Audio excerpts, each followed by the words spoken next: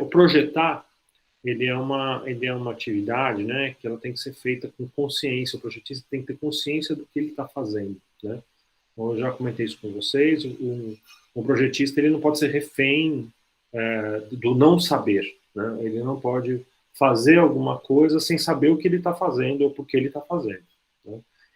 Então, os conceitos, principalmente os conceitos que são ferramentas que existem para a gente pensar sobre as coisas, os conceitos têm que ser claros para nós, para que a nossa prática, né, para que o nosso exercício seja o mais consciente possível e vocês saibam exatamente o que vocês estão fazendo, onde vocês estão mexendo e no que vocês estão operando quando vocês estão projetando alguma coisa, né? Principalmente um artefato digital ou coisas assim. Tá? Para tentar, assim, deixa eu compartilhar um negócio com vocês. Vamos lá. Eu acho que a gente, perdão, uma janela, deixa eu compartilhar uma janela, a janela toda fica mais fácil.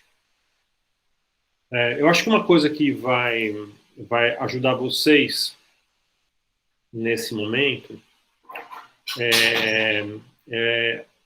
assistirem, se já não assistiram, né? Talvez vocês já tenham assistido, né? Eu não sei. Mas quem nunca assistiu, vale a pena assistir esse documentário, que é um documentário de 25 minutos, ele é curto, bem pequenininho, né? Chamado Archculture, né? O Archculture é um documentário perdão, gente. É um documentário a respeito da cultura de projeto, da cultura projetual, de como a gente ensina e de como a gente cria uma cultura sobre o projetar, né? Então, os estudantes de faculdades que ensinam a projetar, estudantes de design, estudantes de arquitetura, né? Estudantes que aprendem como projetar, a arte de projetar, né? Eles são, ao longo de todos os cursos, e isso não acontece muito nos nossos cursos de design, infelizmente, né? Não sei se infelizmente ou felizmente, mas enfim, não é uma prática muito comum dos nossos cursos de design, especificamente de design, porque os cursos, às vezes, de arquiteturação ainda, né? Mas os estudantes, eles se desenvolvem durante a universidade, a faculdade, o curso, né? Uma certa cultura de como fazer as coisas, de como projetar. E essa cultura, de uma certa maneira, ela às vezes é referenciada como a cultura do estúdio, né? Eu acho que o documentário às vezes fala muito sobre cultura do estúdio ou coisas assim. E mais do que, eu não vou colocar o vídeo aqui para vocês, até porque não faz o menor sentido eu colocar um vídeo através do stream, né? Depois vocês assistem se vocês quiserem, né? Mas o ensino do projetar, ele geralmente ele funciona com um mecanismo em qualquer lugar, ou qualquer lugar que desenvolve esse tipo de cultura, que é o aluno, o estudante, né, está aprendendo a projetar, ele trabalha num estúdio, ou ele trabalha dentro de um espaço dele, né, não necessariamente um espaço fechado, né, não necessariamente um escritório, né, não precisa ser exatamente isso, mas ele geralmente ele trabalha em cima do seu projeto, um espaço que é dele, e é um espaço geralmente compartilhado com outras pessoas, ou que é permeável a outras pessoas, outros alunos, né? Mas ele se concentra ali, ele tem que ter um espaço para se concentrar no seu projeto. E sistematicamente, os alunos, todos esses alunos desenvolvendo projetos, eles trazem os seus projetos e apresentam os seus projetos para um grupo de alunos e professores.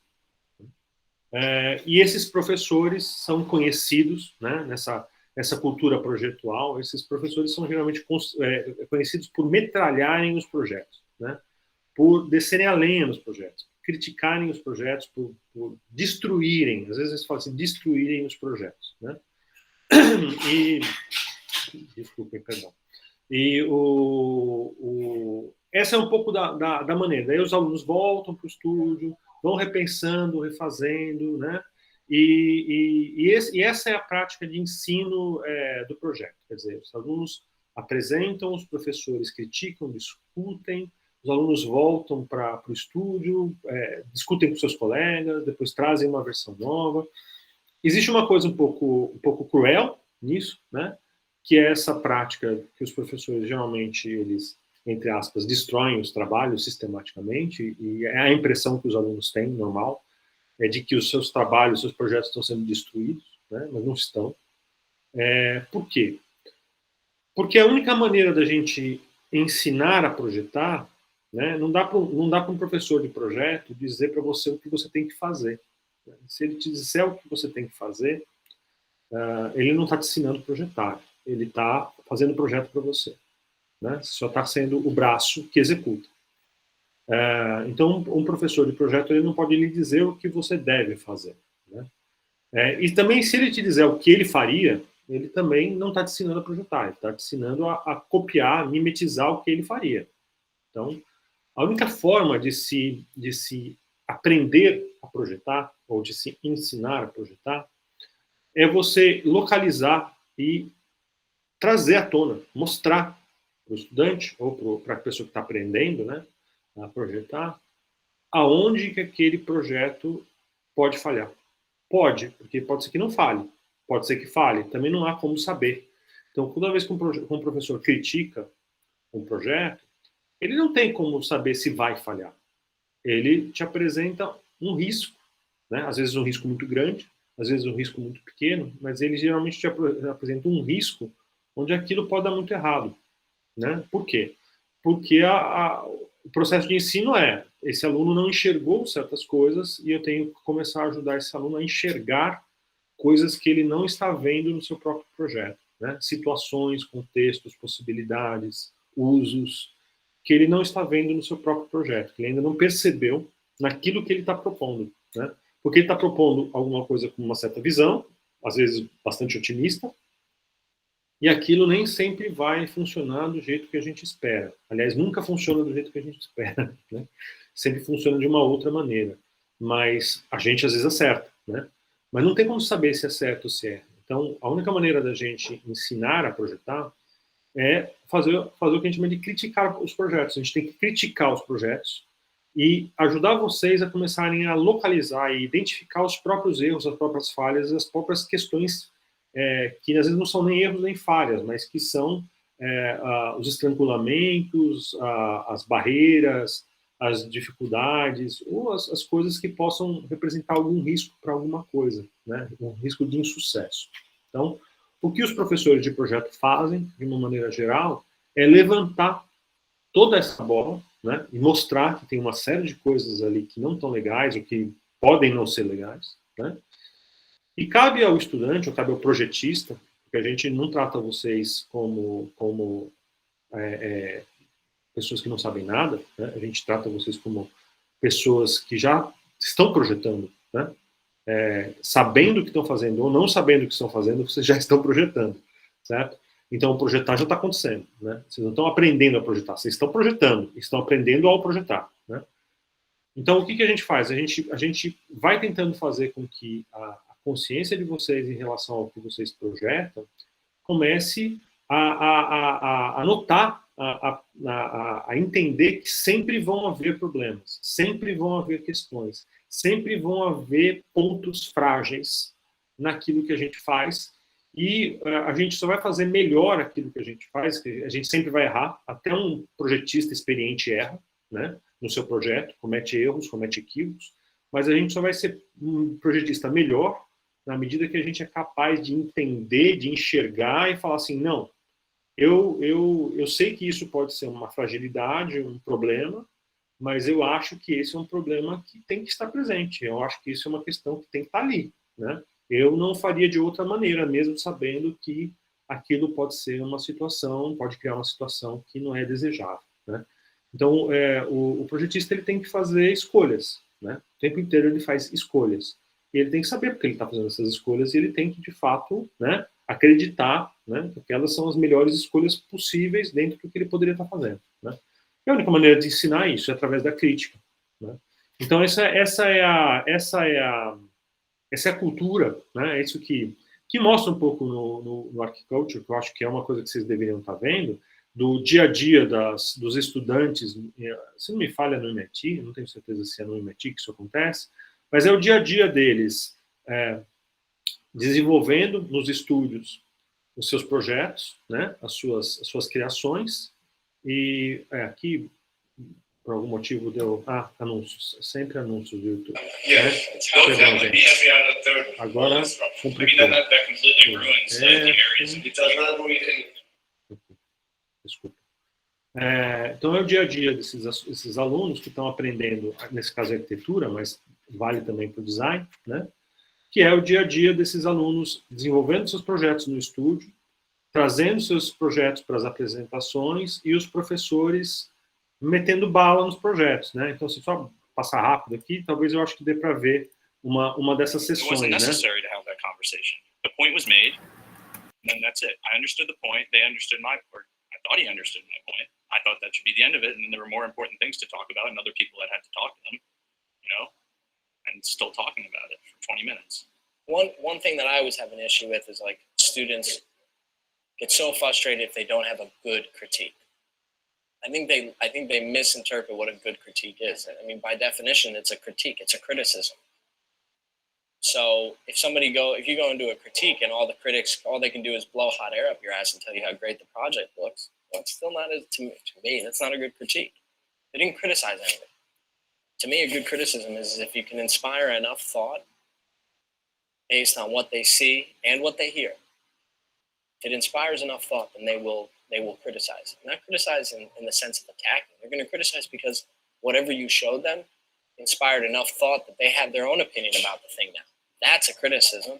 I'm not gonna argue with you because I have a feeling it wouldn't be productive. We could go on all night. We could. I know that's not the point. You would stop and listen occasionally. We'd be able to find, some resting spot here where we're kind of talking about the same thing and you allow us to help.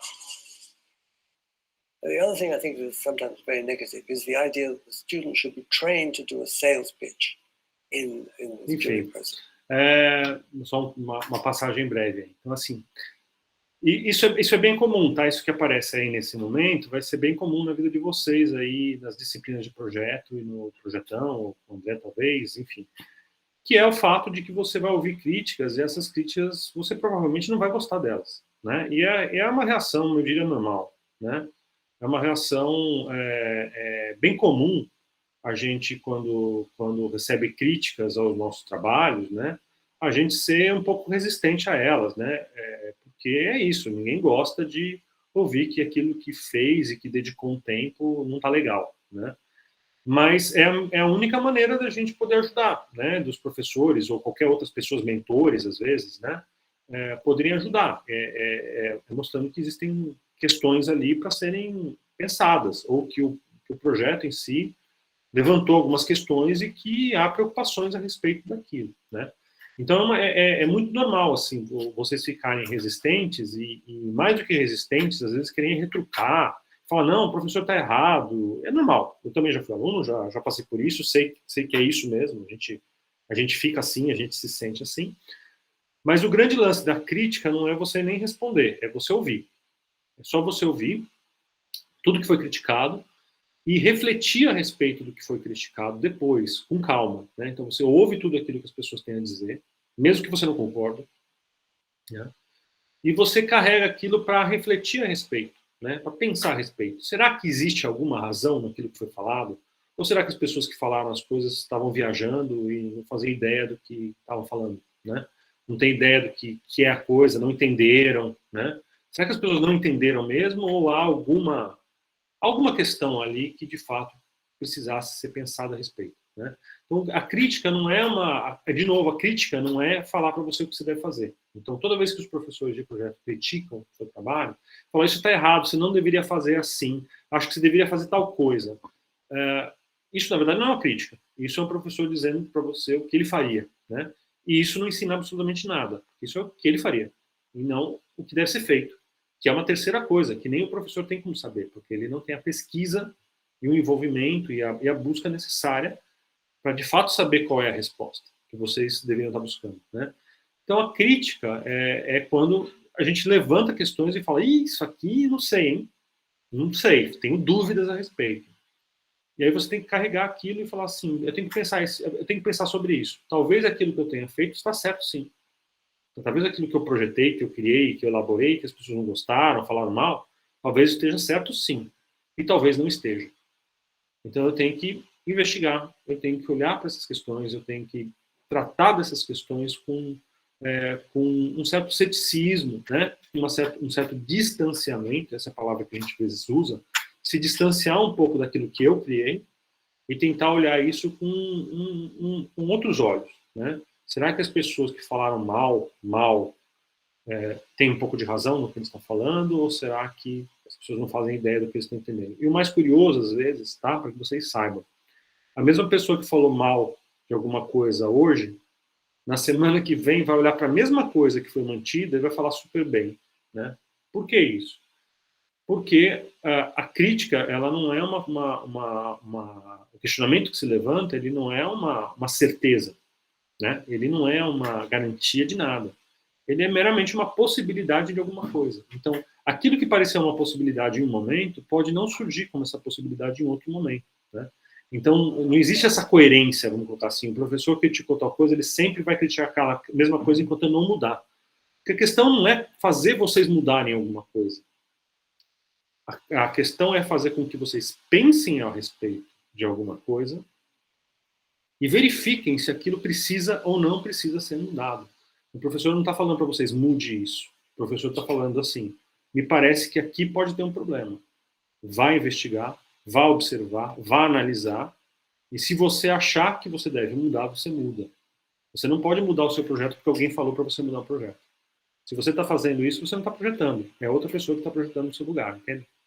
Então a gente precisa realmente olhar para as críticas como uma contribuição que a gente está fazendo, os professores estão fazendo, os mentores ou os críticos estão fazendo, para que o nosso projeto melhore.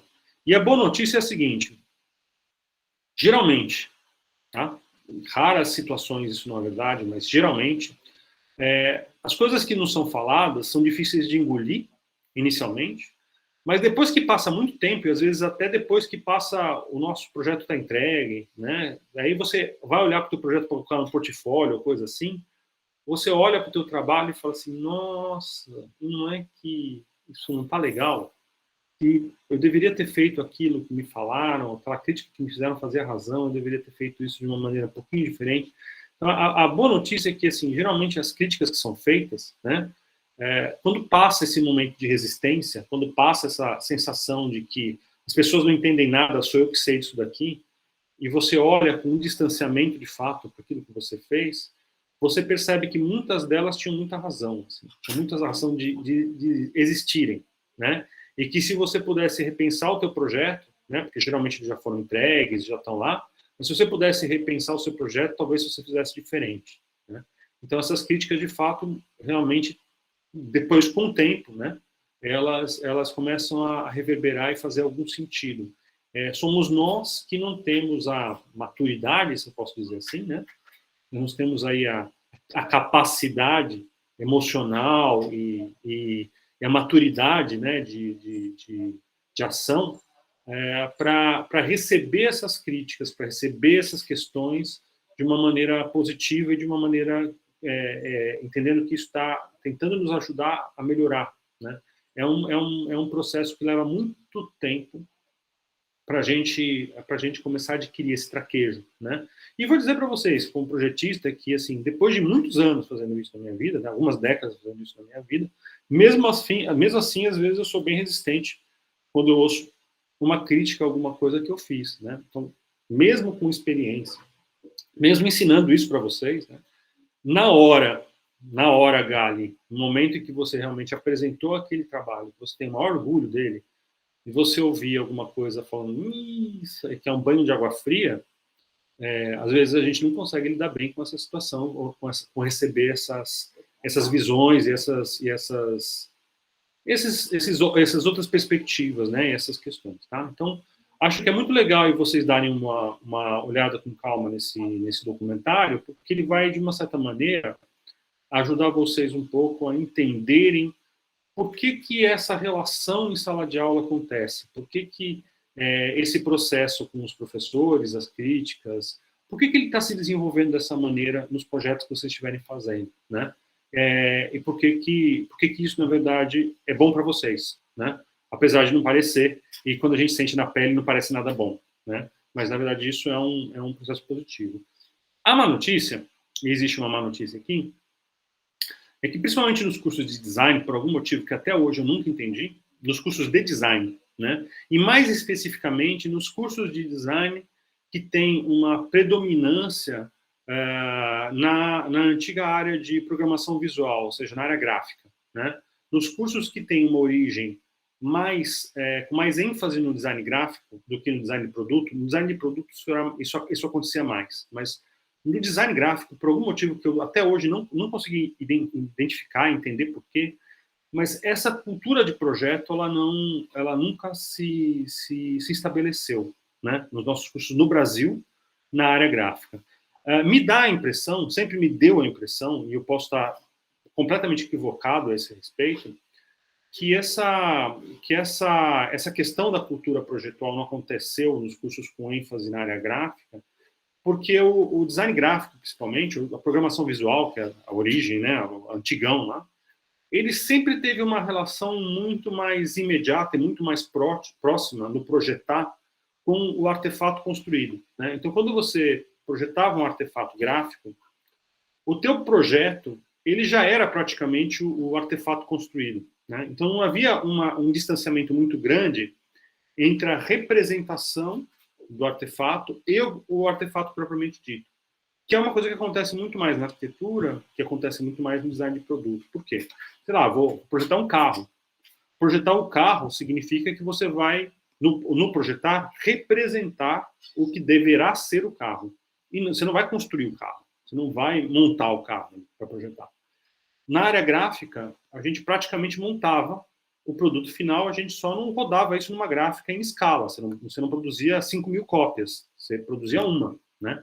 Mas aquilo que você produzia como uma, que era o teu projeto, a tua representação, ele era praticamente o produto acabado. Ele era o produto, você via o produto ali, né? A informação estava ali, né? A coisa gráfica estava ali, o mock-up estava ali, quer dizer, o boneco estava ali. Então você tinha um resultado muito mais realista, não vou dizer nem realista, porque não era a coisa em si, né? É como se a gente não tivesse a compreensão na área gráfica da questão da representação, e que o projetar é uma representação do que vai ser produzido, né? É como se a gente já estivesse produzindo aquilo que é o resultado final.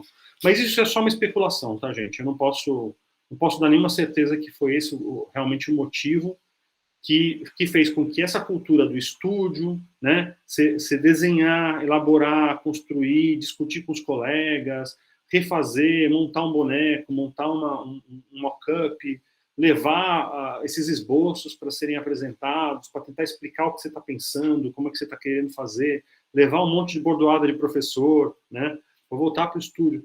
Não sei exatamente se é essa questão da representação que, de fato, não fez com que, na área de design gráfico, a gente não criasse muito essa relação, né? E vocês veem, a gente não tem mesmo, porque, assim, no nosso curso, por exemplo, a gente não tem muito essa questão dos estúdios, dos alunos trabalhando em pranchetas, dos alunos trabalhando numa área, desenvolvendo seus projetos para trazer para uma área menor, para apresentar para o professor. Isso não é muito uma prática nossa, né? Não acontece muito no nosso curso, né? E não que o nosso curso tenha uma predominância na programação visual, mas eu acho que até por uma questão de localidade, né, regional, a área de produto é uma área muito menor, assim, né, em termos de mercado, em termos de atividade, então acaba sendo muito mais predominante a lógica e as práticas que vieram da área gráfica no nosso curso, né? E em outros cursos de design também, né? Que eu acho que a área gráfica é sempre predominante, exceto em cursos que são só exclusivamente dedicados a produto, né? Por uma questão até de ter mercado, ter mais espaço de trabalho, ter mais projetos e coisas assim, né? É bem comum até que designers que são formados na área de produto acabem trabalhando com design gráfico, porque não tem campo de trabalho na área de produto, eles vão para o gráfico, tá? Mas, enfim, outras questões e outros aspectos aí que não tem exatamente nada a ver com o que a gente está falando aqui. Mas, no fundo, é isso. Então, eu acho que um pouco aquilo que se vocês assistirem o Archculture, vocês vão perceber que essa prática que está sendo apresentada no documentário é bem diferente da prática que a gente tem no nosso curso. E no nosso curso, os professores também não destroem projetos como se destroem projetos na área de arquitetura, na faculdade de arquitetura, ou em outras faculdades, enfim. Né? A gente não tem tanto essa pegada, assim, como se o professor viesse ali para detonar o projeto, né? Que é um pouco a sensação que os alunos têm nesses cursos, tá? E é um pouco da sensação que vocês vão ter um pouco no projetão, porque é a prática de outros lugares, né? Tá? Mas não levem isso como uma coisa ruim, apesar de ser difícil. É fácil falar, não é fácil fazer. Tentem não levar isso como uma coisa ruim. É a maneira com que se ensina projeto mesmo, como se ensina a projetar de fato. Tá? Outro material que eu acho que vale a pena vocês darem uma olhada para entender esse processo projetual, né? O que a gente está fazendo, né? Como é que a gente projeta? Por que a gente está projetando dessas formas, né? Eu acho que um material interessante é esse vídeo, né? Foi uma notícia, na verdade, uma matéria longa, feita pela ABC há muito tempo atrás, quase 20 anos atrás, quase não, mais de 20 anos atrás, sobre a IDEO. A IDEO é uma das empresas, talvez, as maiores empresas, o maior renome, né, no mundo, um dos maiores escritórios de design, né, e um escritório profundamente importante no que diz influente, no que diz respeito, principalmente, às questões dos artefatos digitais, dos métodos utilizados, né, porque a IDEO, ela é a criadora, é ruim falar isso, porque não é exatamente isso, mas veio da IDEO a metodologia, o conceito, né, de design thinking. Eles que criaram, é uma patente, na verdade, é meramente uma patente, né? O conceito, ele é oriundo de design participativo, de pensamento de design escandinavo, né? De maneiras com que se trabalhava o design, que alguns autores na área de metodologia discutiam como que um projeto deveria acontecer. Já era uma prática inerente à própria IDEO, eles já faziam isso com seus projetos, até o momento que eles resolvem transformar isso em uma consultoria, né? Eles falam assim, vamos ensinar nossos clientes a projetar também, porque isso vai facilitar o nosso trabalho, e porque aqueles clientes que não tiverem dinheiro para nos pagar, para projetar para eles pagam a consultoria e a gente tem mais clientes, né? E aí eles fazem sozinhos. Então, o Design Thinking, ele na verdade, é um aglomerado aí de métodos que já existiam, já estavam em prática, já aconteciam, né? E que eles resolveram transformar isso em um produto venal, né? Uma consultoria. Assim, a gente vai vender uma consultoria aqui para as empresas chamada Design Thinking, né? Pense como um designer, né? E aí a gente vai ensinar eles a pensarem como os designers, né? Então, a metodologia em si, ela não é nada novo. A gente já praticava muito disso no design, né? E aí, de repente, aparece como uma revolução. Aparece como uma revolução porque as pessoas geralmente não sabiam muito o que estavam fazendo, né? Estavam fazendo projetos sem saber muito bem estruturar metodologicamente, nem questionar isso, né? Mas nessa matéria aí, nesse programa da ABC, onde eles apresentam aí antes do Design Thinking, né, antes do próprio Design Thinking se transformar num produto, né, numa consultoria da IDEO, a ABC fez uma matéria, né, longa, né, tem uns 20 e tantos minutos. Acho que esse vídeo que eu tenho aí no YouTube é uma versão reduzida. Acho que a matéria completa tem uns 30, quase 30 minutos. Tem detalhes, mostra um monte de coisa. Esse aqui é uma versão reduzida, né? Tem outras, se vocês procurarem no YouTube, vocês vão achar outras aí.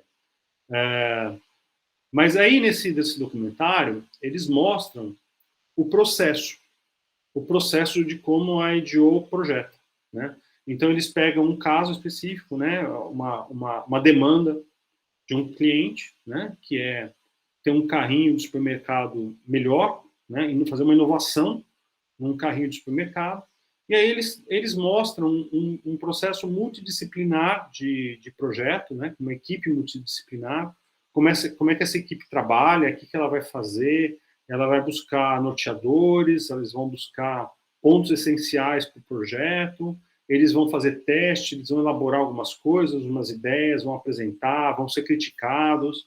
Aquilo que é bom permanece na versão final, aquilo que não é bom é descartado, né? E aí eles têm que repensar, e depois eles têm que construir um protótipo disso para testar, para validar, para verificar se isso realmente funciona ou não funciona.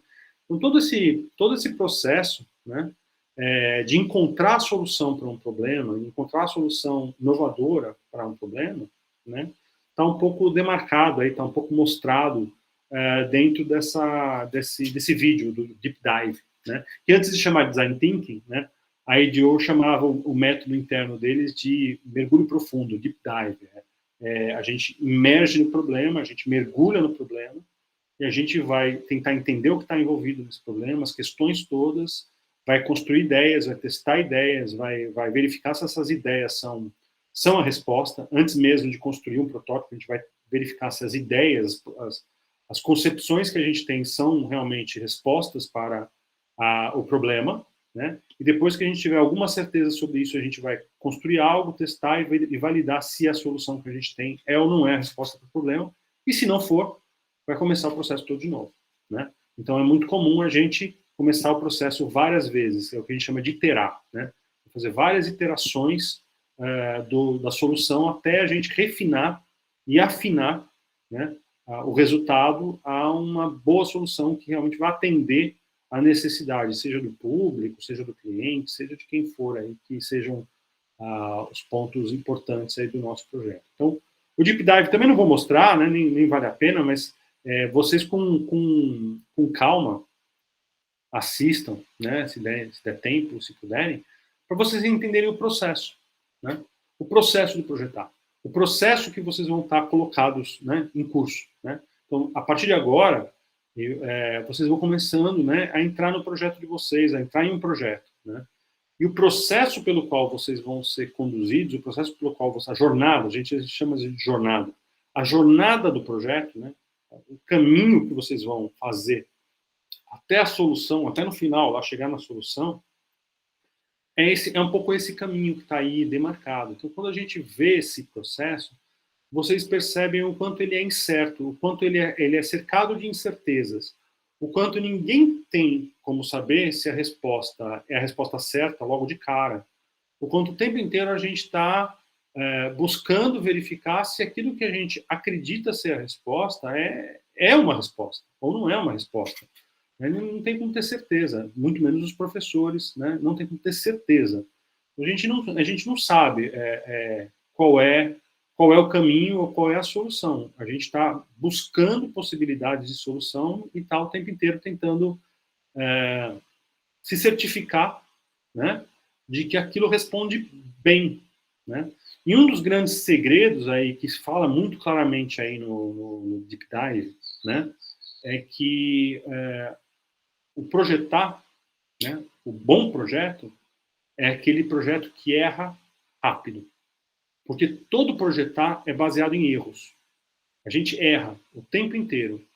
E quanto mais rápido a gente errar, e quanto mais rápido a gente perceber o erro, ou seja, quanto mais rápido a gente receber uma crítica para aquilo que a gente fez que claramente está errado, né, mais rápido a gente é capaz de consertar o rumo do projeto e fazer com que o projeto vá para uma direção melhor, né? Então, o pessoal do IDEO fala isso, né?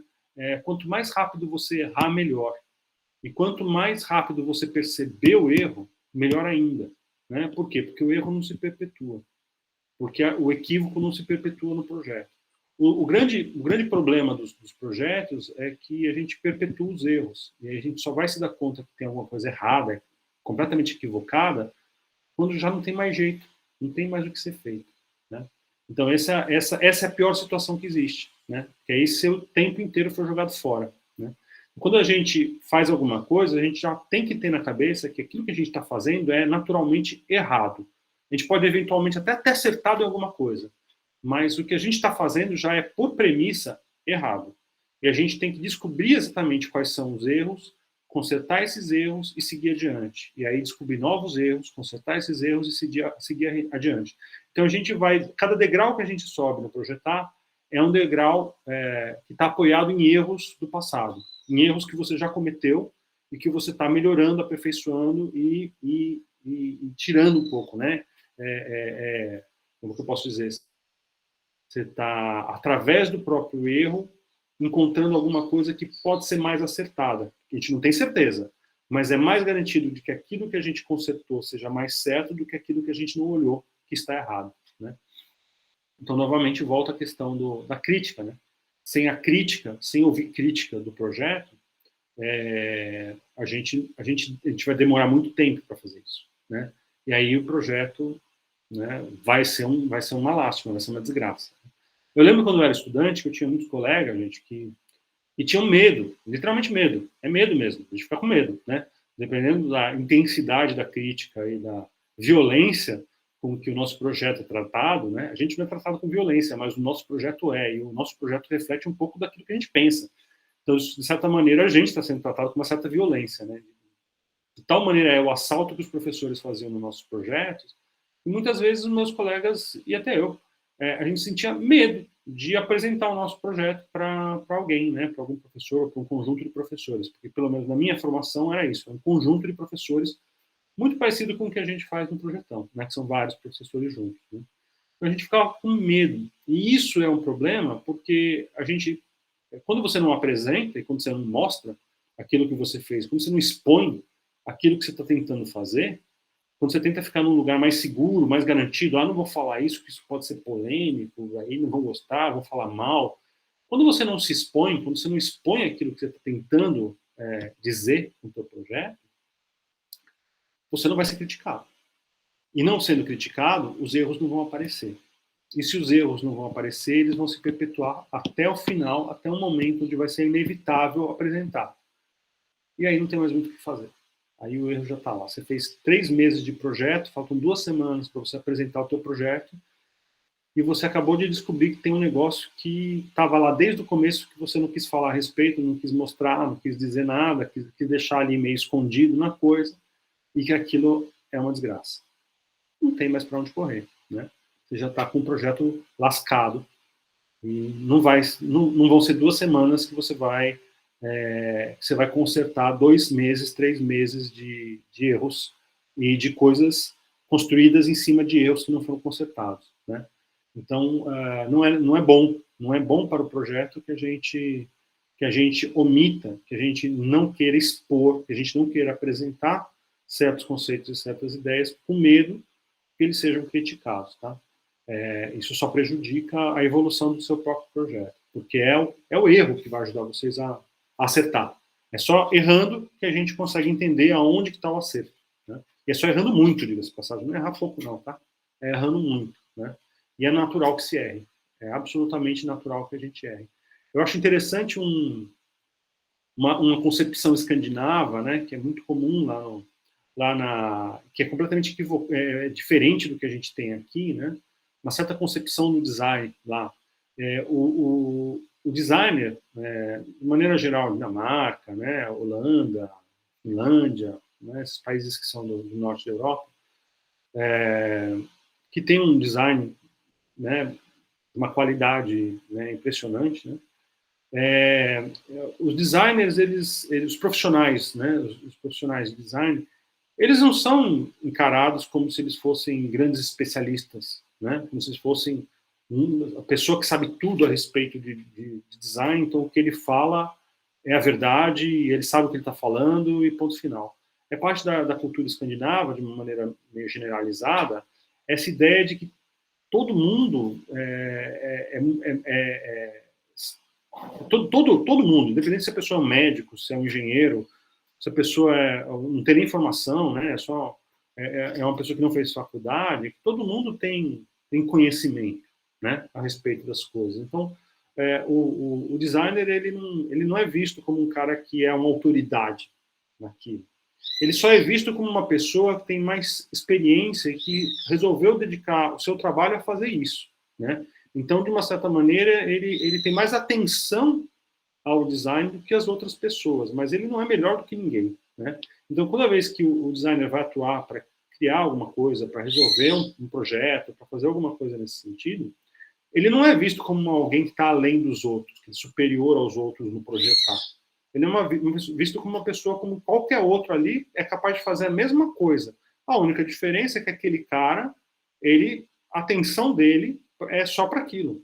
Enquanto que as outras pessoas que estão envolvidas, participando, têm atenção para outras coisas. Então, claro, o designer vai estar mais concentrado em observar os detalhes e as questões do projeto do que outras pessoas que não têm essa formação ou que não têm esse interesse específico.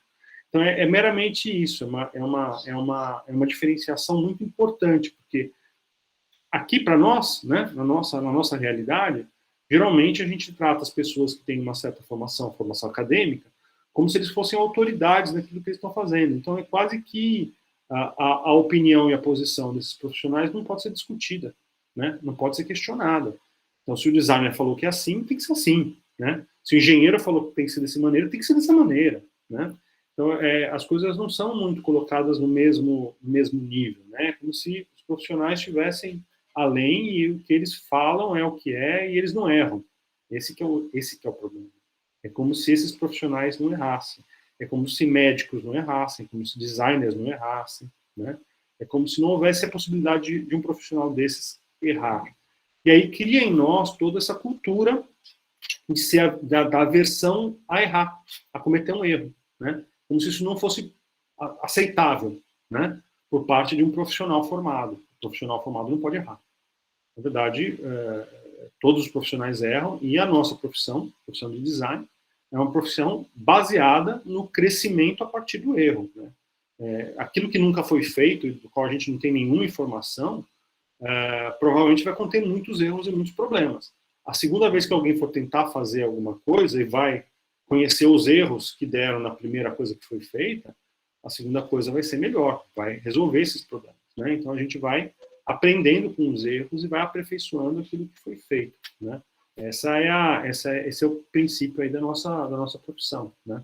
Então a gente não pode deixar de abraçar o erro no processo de construção, no processo criativo, no processo de elaboração e configuração dos nossos artefatos, tá? Então, isso tudo que eu estou dizendo é um pouco para vocês entenderem a jornada de vocês, né? Porque sem entender a jornada de vocês ao longo do projetar, né?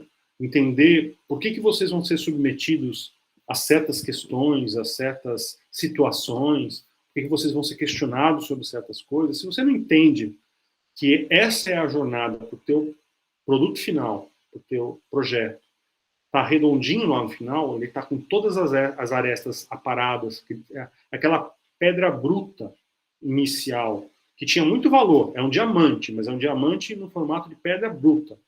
No final da jornada, ele vai estar esculpido, ele vai estar polido, ele vai estar brilhando como se ele fosse a coisa mais preciosa do planeta. Mas esse processo de esculpir e polir um diamante é um processo agressivo, é um processo que você vai cortar coisas, que você vai raspar coisas, que você vai bater nesse diamante de uma maneira muito violenta. Ele vai ser transformado, né? Ele vai ser mutilado, literalmente, né? E é claro, o diamante não sente dor, né? Porque não é um ente vivo, ele é um objeto. Mas é isso que se faz com o projeto, e a gente geralmente sente a dor do projeto, porque o projeto é como se fosse uma extensão da gente, né? Então a gente se sente às vezes mutilado, a gente se sente agredido, né? Porque é essa relação que a gente tem um pouco com o projeto, é uma extensão, o meu projeto é a minha voz, né? Eu me expresso através do meu projeto. Então toda vez que me calam, né? Quando calam o meu projeto, quando dizem que o meu projeto não deveria estar dizendo o que ele está dizendo, é como se eu fosse calado no processo, né? Mas a gente não pode criar esse vínculo dessa maneira com o nosso projeto. A gente tem que ter um certo distanciamento. Sem entender que esse é o processo de lapidação do teu projeto, a coisa vai ser muito mais agressiva do que ela já naturalmente é. Então a gente não deve encarar esse processo dessa maneira. Vocês têm que desenvolver aí um pouco de maturidade, né? Que também não é fácil de falar, não é fácil de fazer, a respeito das críticas e da maneira com que esse projeto vai ser tratado pelos que estão tentando lapidar ou ajudar você. Quem vai lapidar é você.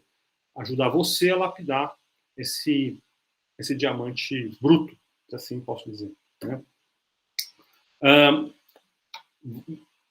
O projeto, gente, os projetos que vocês vão fazer, com toda certeza, né, eles são, como falando de processo ainda, né, eles são baseados, claro, as metodologias são um pouco baseadas em design thinking, né, e de uma certa maneira, o processo todo, né, a jornada toda, ela vai acontecer muito com base nesse conceito inglês do Design Council inglês, que é o Double Diamond. O Double Diamond não é um design thinking, mas ele está muito em consonância com o design thinking, tá? E o que é o princípio do Double Diamond? O princípio do Double Diamond é a ideia que a gente constrói projetos, a gente projeta errando e aparando os erros. Ou, em termos que eles usam lá, divergindo, né? Quando a gente está trabalhando em grupo, a gente tem divergências dentro do grupo, tem divergências dentro das nossas ideias. Em algum momento a gente precisa convergir para uma solução, para um resultado, né? Então, existem dois momentos muito claros no projetar, de acordo com o Double Diamond, que é por isso que ele chama Double Diamond. Primeiro, você tem que entender conceitualmente o que é a resposta para o teu problema. É isso que eles chamam de projetar a coisa certa. Você tem que encontrar o que é a coisa que deve ser projetada, né? Porque esse é o primeiro passo do projeto, é encontrar o que deve ser projetado, porque a gente não sabe o que deve ser projetado, a gente sabe qual é o problema, mas a gente não sabe o que a gente deve projetar para que isso seja a resposta para aquele problema, né? Então a gente tem que primeiro identificar qual é a resposta, projetar a coisa certa, qual é a resposta para esse problema. E depois que a gente sabe qual é a resposta para o problema, aí sim a gente vai começar a dar materialidade para essa resposta. Uma vez que eu sei que a resposta para o meu problema é um aplicativo, uma vez que eu sei que a resposta do meu aplicativo é um óculos com realidade virtual, né, essa é a solução, aí sim eu vou projetar certo a coisa. Aí eu vou pegar e falar assim, tá, então como é que eu vou fazer este óculos para que este óculos responda da melhor maneira a todas as necessidades, questões, e aí o óculos seja bonito, seja adequado. Mas primeiro eu tenho que saber que a resposta vai ser um óculos. E depois eu tenho que saber como é que eu vou projetar esse óculos para ele ser o melhor óculos possível para atender o problema. Então, essas duas fases, né, que eles falam, que a primeira fase é projetar certo a coisa. Então, a gente vai divergir, né? Quem vai estar trabalhando nesse projeto vai falar assim, não, eu acho que é isso, eu acho que é aquilo. Vai buscar informação, perspectivas dos usuários, as pessoas vão mostrar posições diferentes, né? Vão ter ideias diferentes da coisa, né? Então, você vai chegar a um montão de coisas e falar assim, e agora? Eu tenho um monte de coisa aqui, eu não sei para onde ir, né? Então, esse é o momento da divergência, onde você está tentando compreender todo o escopo, tudo que está ali, todas as questões presentes, enfim. Uma hora, né, você vai descobrir muita coisa. E é tudo muito desestruturado. Uma hora, o grupo vai ter que convergir. O grupo vai, tá bom, então agora a gente precisa chegar a uma coisa. A gente precisa definir o que a gente vai, de fato, fazer.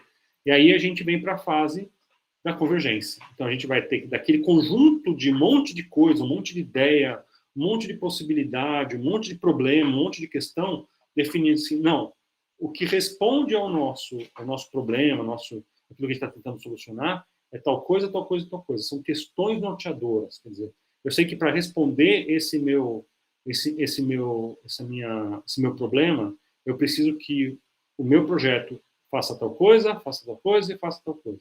No caso lá da IDEO, do Deep Dive, eles chegam a algumas questões, por exemplo, o carrinho de supermercado que eles estão projetando, ele não pode ser caro. O carrinho em si não pode ser caro, porque uma das questões norteadoras que eles chegaram é que existe muito roubo de carrinho de supermercado.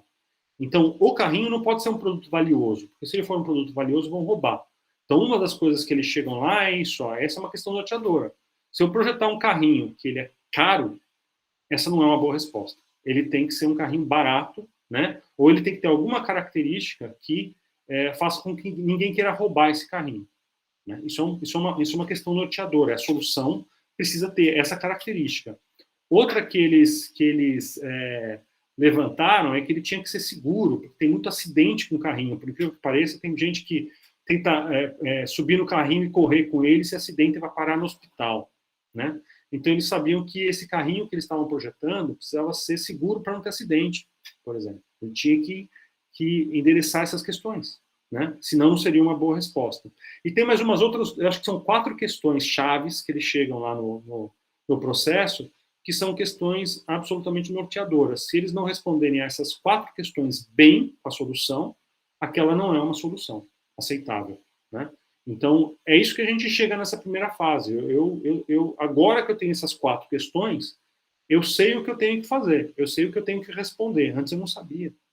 Antes qualquer coisa podia ser uma resposta. Agora eu sei o que é uma resposta de fato, né? Então, depois que você chega nesse norteador, aquilo que de fato é o teu projeto conceitualmente, que no projetão, a gente vai fazer um projetão, a gente chama de MVP.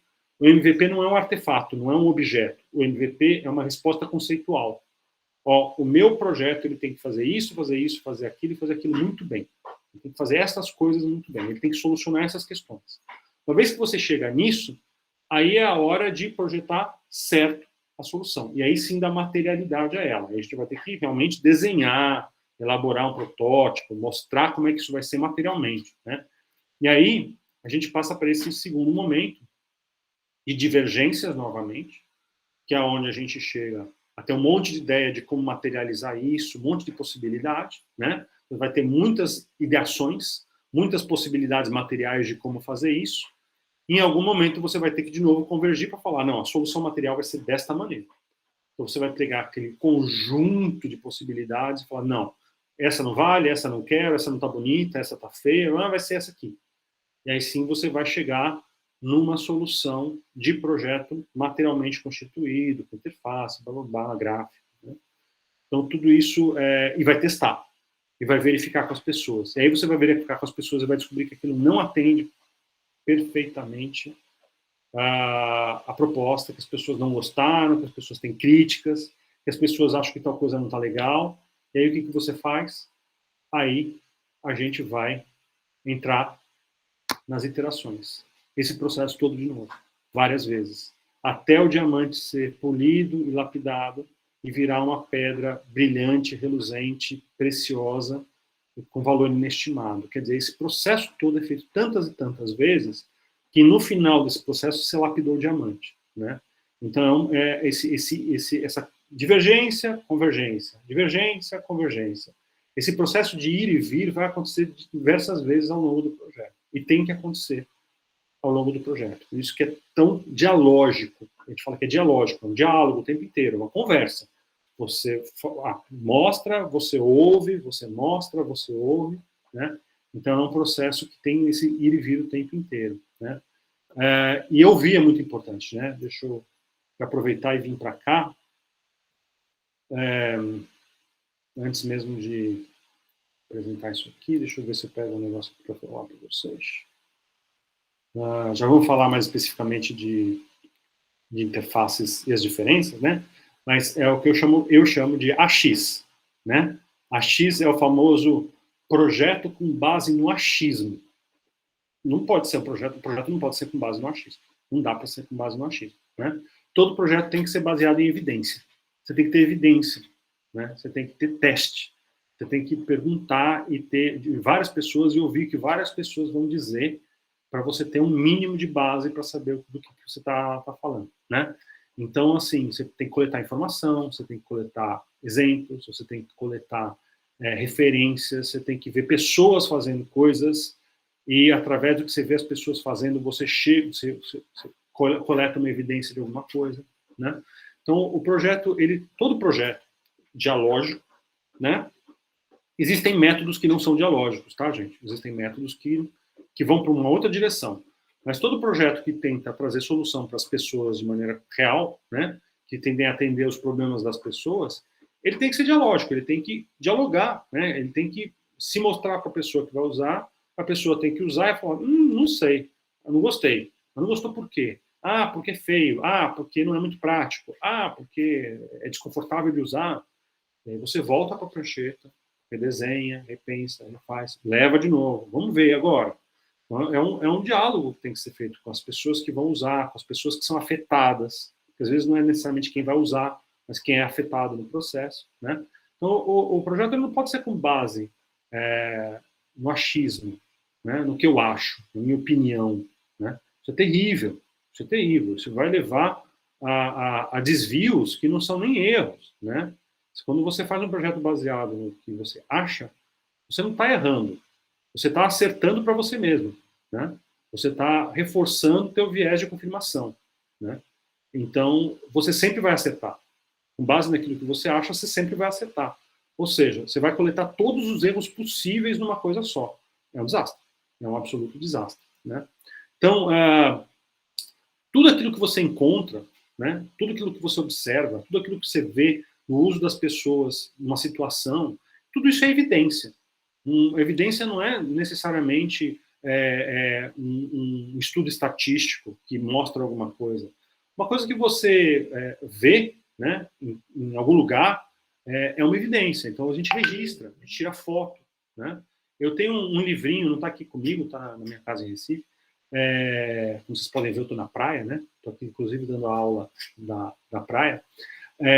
Mas eu tenho um livrinho da Jenny Fulton Surrey, que é uma psicóloga, ela que trabalha no IDEO, na IDEO, ela é uma das sócias do IDEO, que é um livro de evidências, é um livro só com fotos de pessoas fazendo coisas. Ela vai lá e tira foto das pessoas fazendo alguma coisa, né? Então isso são as evidências de que as coisas acontecem de uma certa maneira. A gente tem que coletar essas evidências, registrar essas evidências, para que aquilo que a gente vai projetar seja com base naquilo que a gente de fato encontra no mundo real, na realidade, e não naquilo que a gente fica imaginando que seja. Tá? Eu imagino que as pessoas vão usar isso dessa maneira, então eu vou fazer um projeto que vai resolver isso. E as pessoas não fazem dessa maneira. Você acha que elas fazem, não fazem. Então a gente já está partindo de um ponto de vista deturpado, né? E opinativo, né? Porque a nossa imaginação é uma opinião também, né? Então a gente não deve caminhar no achismo, na opinião. A gente deve sempre se amparar por fatos que a gente observou, documentou, registrou, e que a gente sabe, né, que a gente consegue ter um conhecimento sobre a questão, um conhecimento de causa sobre a questão, que é um conhecimento sólido, não é um conhecimento frágil, né?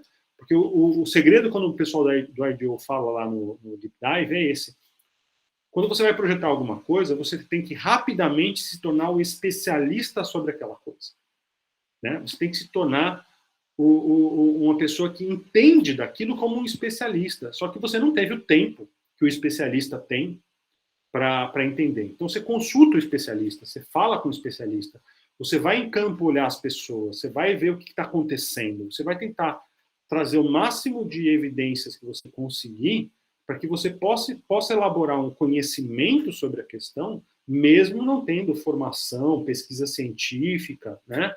Para que você possa ir para um caminho mais aprimorado, mais acertado, mais assertivo, né? Errar a gente vai, mas quanto mais assertivo a gente for, quanto mais a gente estiver amparado por evidências, menos erros vão acontecer, né? Então a gente está tentando diminuir cada vez mais a quantidade de erro.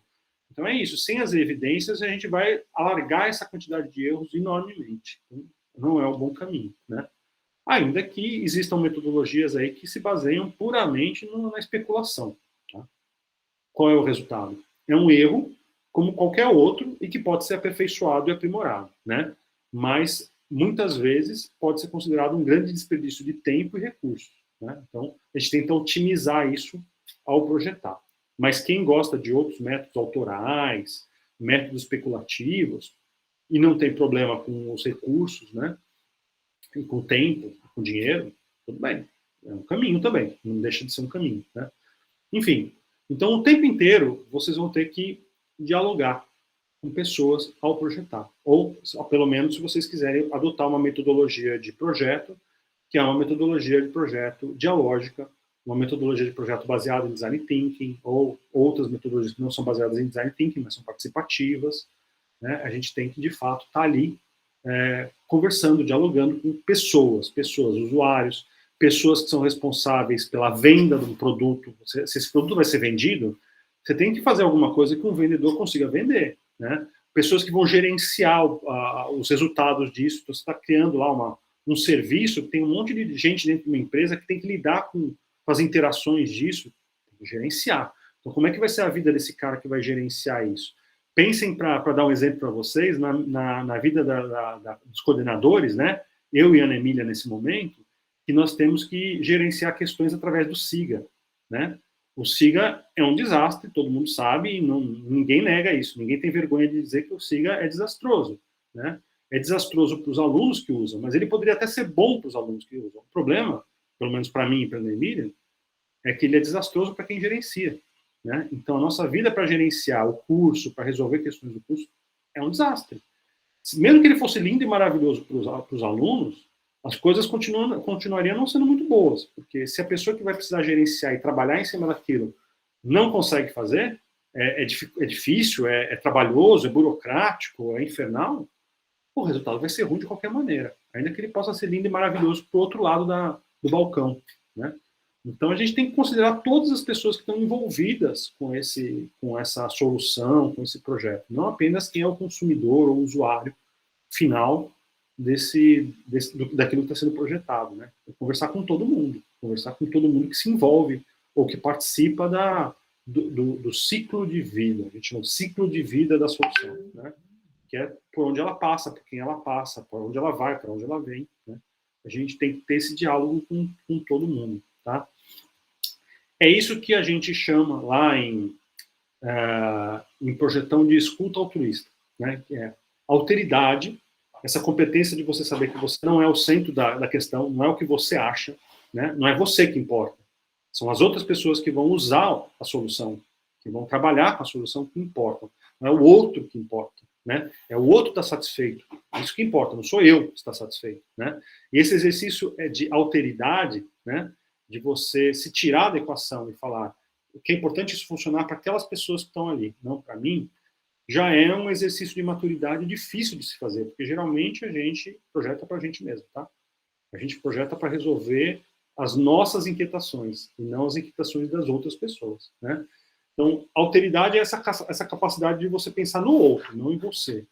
E empatia é essa capacidade de a gente se solidarizar com as dores e com os desejos dos outros, e se colocar no lugar deles, né? Porque eu posso projetar com o outro e falar assim, eu estou projetando para o outro, mas eu não me importo se ficar bom, se ficar ruim para o outro. Estou fazendo para ele, não é para mim, eu não uso esse tipo de coisa, mas eu também não me importo com o outro. Se ficar ruim para ele também, não estou nem aí. Só tenho que entregar isso aqui e beleza, né? Então, não adianta só você ter alteridade, você entender que aquilo não é para você. Você também tem que ter empatia, você também tem que entender o que as pessoas daquele outro lado sentem, precisam, para que você possa entregar para elas alguma coisa que de fato vai fazer com que a vida delas melhore, né? E que aquilo de fato resolva o problema delas, né?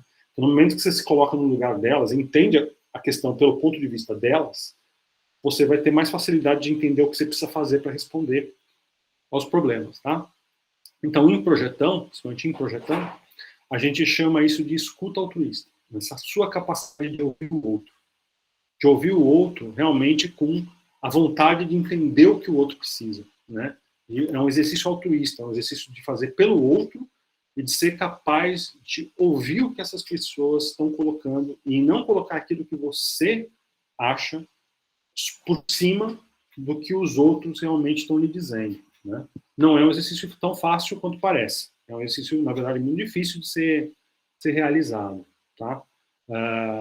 Isso, na medida que você domina essa competência, né, de fazer pelo outro, né, eu sempre brinco isso, os projetos ficam mais feios, mas eles são projetos melhores. Eles ficam mais feios porque a gente deixa de fazer uma coisa bonita para atender a nossa necessidade de fazer coisas bonitas, né? Eles ficam mais feios, mas eles atendem, eles resolvem os problemas dos outros, que é o que realmente a gente deveria estar se dedicando a fazer, né? É de sanar problemas, sanar questões, sanar as dores e as dificuldades e fazer com que as pessoas se sintam mais satisfeitas, né? Tenham uma vida mais tranquila, mais fácil, mais prática, né? É o que é o nosso trabalho de fato.